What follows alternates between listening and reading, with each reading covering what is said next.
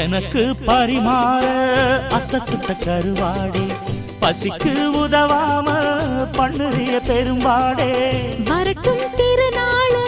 மாமனுக்கு இலை போட பழுத்த பழத்துலதான் வந்து வந்த தொலை போட நாளு என்னடி நாளு சட்டென்று சம்மதம் கூறு தோளு ரெண்டையும் சேர்த்து சொல்லணும் சங்கதி நூறு மனசில் உறங்குகிற உணர்ச்சிகளை உசுப்புரியே